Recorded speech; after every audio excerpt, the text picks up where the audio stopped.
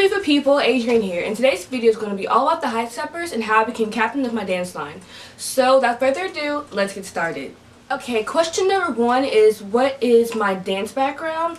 I didn't really start getting trained in dance, I guess you'd say, until I was 12, and that was just on my middle school dance line. I danced on there for 2 years, and then once I got to high school, I tried out for my current dance line, the Highsteppers, and I've been on there for my whole high school career, and it's been great, very challenging.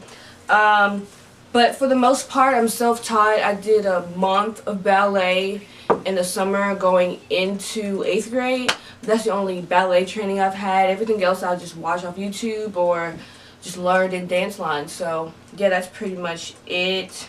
Another question is, how long did it take me to get my calypso? I learned to do a calypso, or what it was, at my tryouts for Highsteppers when I was in 8th grade, and I didn't fully accomplish it, I'd say, till my sophomore year, though I did have to do it in like competition my freshman year at nationals. So yeah, I didn't like fully feel confident with it until my sophomore year, but I was doing them my freshman year as well, so it's possible. The next question is, what are the requirements for my dance line? You have to have a double turn, a calypso, a turning disc, nice high kick, straight, toes turned out, nice posture, head up. We like to see more of technique wise, like a straight leg turned out rather than the height of kicks, because if you have high kicks, that's great if you have them, like, show them, but if your leg's bent, then that's not going to look good. So don't try to force your leg to go high, make it look clean. So yeah, you have to know that. Jump splits, of course, leaps, and the sachet going into the leap, a chaîné, and maybe turns and second. There may be a part of the dance where it's like two sides, so you can do turn and second, or you can do an alternate just in case. And lastly, a Russian and left and right splits. These past 2 years we've done this where they ask to see your leap, calypso, and I'm guessing we might add turning disc this year.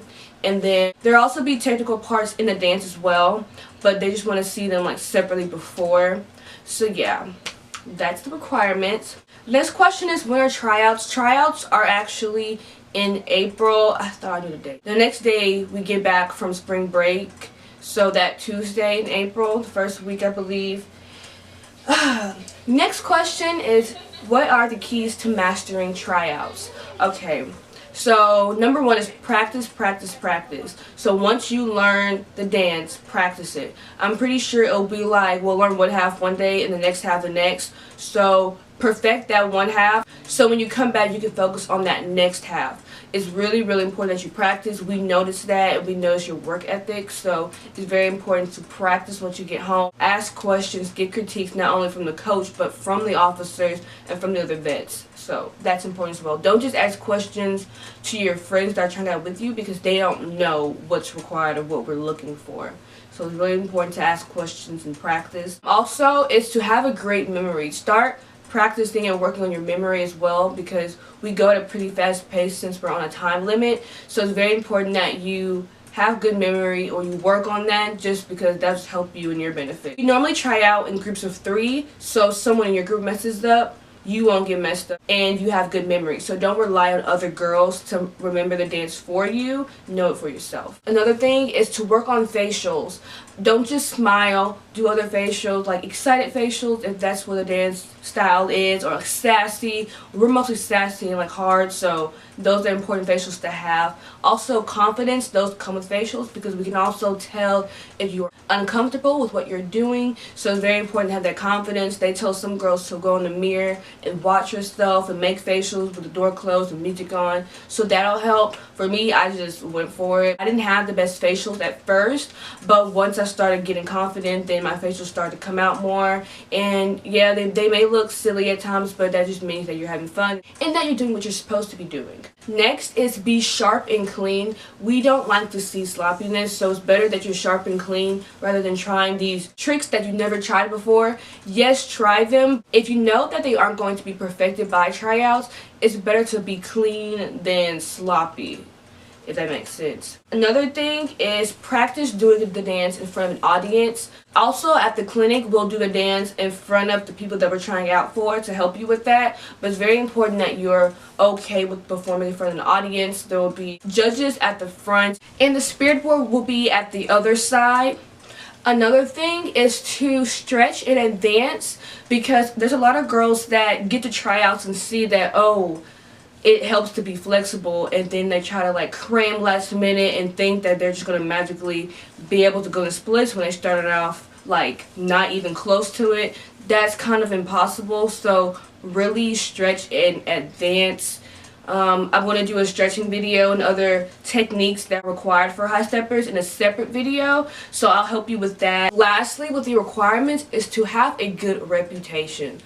A lot of the girls know a lot of people around the school and anywhere, so it's important to watch what you say on Snapchat, Instagram, Twitter. We look at that. Make sure you're posting appropriate pictures and saying ladylike things. That's very, very important, so have a good reputation. Next question is how to become an officer.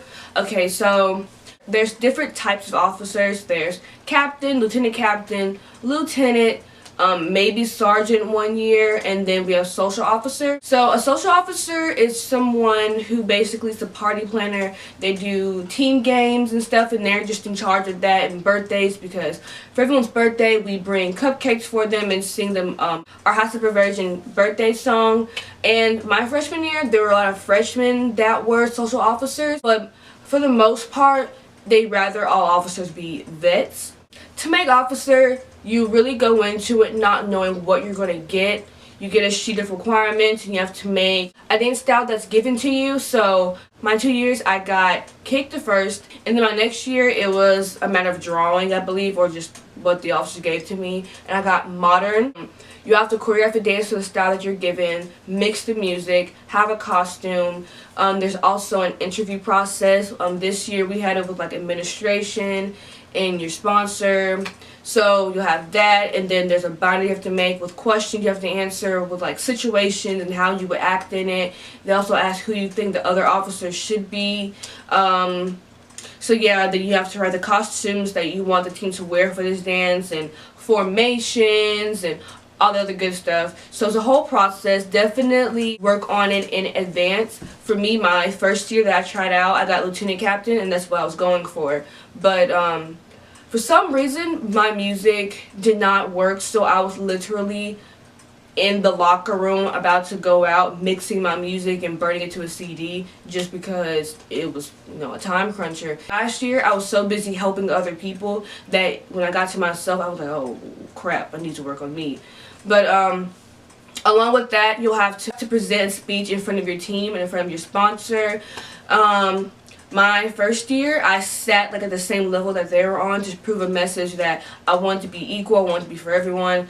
And then you don't go into it saying what you want to be. Just say that you want to be an officer, and then at the end you'll say the position that you truly want. The whole voting process is that each girl will get a paper and then they'll just fill in the name. Being an officer is a really, really big deal, at least to me. To me, it means that you do extra work and that you are a good leader, a good dancer, and that you can teach and be a good role model. So, yeah. But if you're interested in trying out the Highsteppers, I highly recommend. I credit the Highsteppers a great deal for my... Ooh, who texted me? I credit Highsteppers for giving me more discipline in my work ethic. I'm way more professional and I'm more confident in myself, and I've grown a great deal on this team. I've definitely gained friendships for a lifetime. A lot of our dancers are now in college, dancing on dance teams and doing great, great things wherever they are. I have so many memories. My freshman year, we flew out to Florida for our summer camp, and we stayed at this resort, and we practiced all day long. I promise you, it was not the best thing to walk into, but afterwards we got to go to the pool, and the last day we had a half day for practice and went to the beach and went to Universal Studios. So It was a great time. Other years we went to American Dance and Drill Camp down in Texas. At Officer Camp we learned a great dance from TJ Maple, who was over at SFA, and we also learned a dance by Dallas Mavericks, and Kristen Sudeikis came that year and it was amazing. We learned a hip hop and we also learned a contemporary, I believe. It was really inspiring, a great time. So many great dancers from over Texas, really. We learned dances from people who live in LA and dancers that have been all over the world. So it's really a great experience. You definitely get connections and meet a lot of people outside of your state. So it's a really great team. Definitely go see it for yourself. We've had girls come in during our practices in previous years just to see the team and see what they wanted. The only reason why I tried out, because the Highsteppers came personally to my school in my dance line practice. Very happy that they came, because I was planning on trying out, but I wanted to wait till my sophomore year because I wanted to adjust freshman year. But luckily, I remember the sponsor was like, "Are you trying now?" And I was like, "Well, I guess." So I really wasn't expecting to make the team. I just wanted to see what it was like, and I made it and I stayed on it, thank God.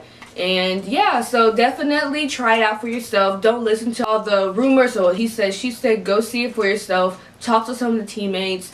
And yeah, make that decision. It's a great team, a great way to get involved at your school. We get a lot of accolades and a lot of things that a lot of students don't get to do at schools. And yeah, I hope you guys enjoyed this video. I hope it informed you more on how to be a high stepper and what to do while you're on the team. Leave questions or requests down below for videos that you would like to see in the future, maybe involving high steppers. I plan on doing a makeup tutorial and then also a stretching video, of course, and with all the techniques. So yeah, like, comment, subscribe down below, and I'll see you guys in my next video. God bless. Bye.